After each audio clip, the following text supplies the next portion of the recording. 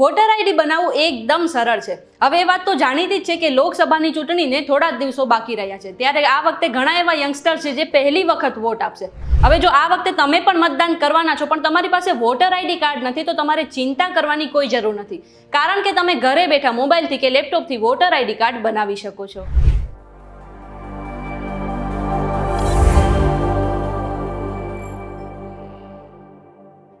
તમે આવી ગયા છો VTVGujarati.com પર। શોનું નામ છે ન્યૂઝ પ્લસ અને હું છું મેઘા। હવે અત્યારે ચાની કીટલીથી લઈને પાનની દુકાન સુધી દરેક જગ્યા પર એક જ ચર્ચા છે કે કોને કેટલી સીટ મળશે।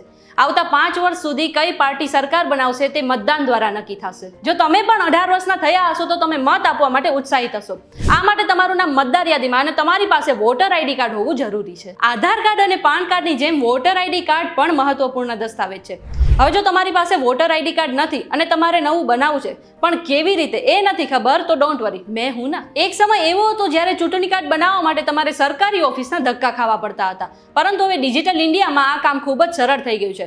હવે તમે આ સ્ટેપ ફોલો કરીને વોટર આઈડી કાર્ડ માટે ઘરે બેઠા ફ્રીમાં અપ્લાય કરી શકો છો। જો કે આ કાર્ડમાં અપ્લાય કરતા પહેલા હું જે તમને કહું ને એ ડોક્યુમેન્ટ એકઠા કરી લો। પાસપોર્ટ સાઇઝનો કલર ફોટો, આઈડી પ્રૂફમાં જન્મનું પ્રમાણપત્ર કે પાન કાર્ડ, એડ્રેસ પ્રૂફમાં રાશન કાર્ડ કે પાસપોર્ટ કે ડ્રાઇવિંગ લાયસન્સ કે ફોન બિલ કે લાઇટ બિલ। ચલો હવે બધું રેડી કરી લીધું છે તો આપણે તમારા પહેલા વોટ માટે વોટર આઈડી કાર્ડ બનાવીએ।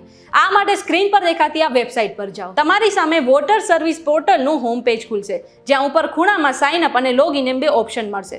હવે તમે નવા યુઝર છો એટલે પહેલા સાઇન અપ કરો અને આ માટે તમારા મોબાઈલ નંબર અને કેપ્ચા કોડ એન્ટર કરો।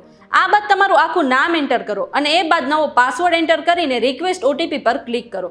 ઓટીપી એન્ટર કર્યા પછી તમે ફરી હોમ પેજ પર આવશો, જ્યાં તમારે હવે લોગિન કરવું પડશે। હવે ફરીથી એ જ રજિસ્ટર મોબાઈલ નંબર અને જે નવો પાસવર્ડ બનાવ્યો હતો તે એન્ટર કરો અને કેપ્ચા કોડ નાખીને રિક્વેસ્ટ ઓટીપી પર ક્લિક કરો અને ઓટીપી એન્ટર કરીને સાઇટ પર લોગિન કરી લો। હવે એ જ હોમ પેજ પર ઉપર ખૂણામાં તમને તમારું નામ દેખાશે।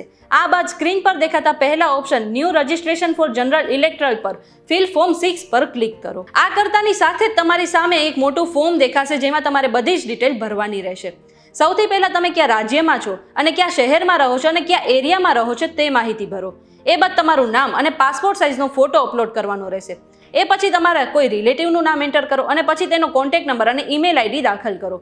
આ પછી તમારે તમારી આધાર ડિટેલ એન્ટર કરવાની રહેશે। એ પછી તમારી ડેટ ઓફ બર્થ એન્ટર કરો, સાથે જ બર્થ સર્ટિફિકેટની કોપી અપલોડ કરો। આ બાદ તમે ક્યાં રહો છો તેની ડિટેલ એન્ટર કરો, સાથે જ એડ્રેસ પ્રૂફ માટે રાશન કાર્ડ કે પાસપોર્ટ કે ડ્રાઇવિંગ લાયસન્સની ફોટો કોપી અપલોડ કરો। હવે તમારા ઘરમાં જેની પાસે વોટર આઈડી કાર્ડ છે તેની ડિટેલ એન્ટર કરો। એ બાદ ડિક્લેરેશનમાં માંગેલ ડિટેલ ભરીને કેપ્ચા કોડ એન્ટર કરી એપ્લિકેશન સબમિટ કરી દો। આ પછી તમને એક એપ્લિકેશન આઈડી મળશે, જેની મદદથી તમે વોટર આઈડી માટે કરેલ એપ્લિકેશનનું સ્ટેટસ ચેક કરી શકશો। અને જો કાર્ડ બની ગયું હોય તો તમે તેને ઓનલાઈન ડાઉનલોડ પણ કરી શકો છો। સાથે થોડા દિવસોમાં આ કાર્ડ તમારા સરનામા પર પહોંચાડવામાં પણ આવશે।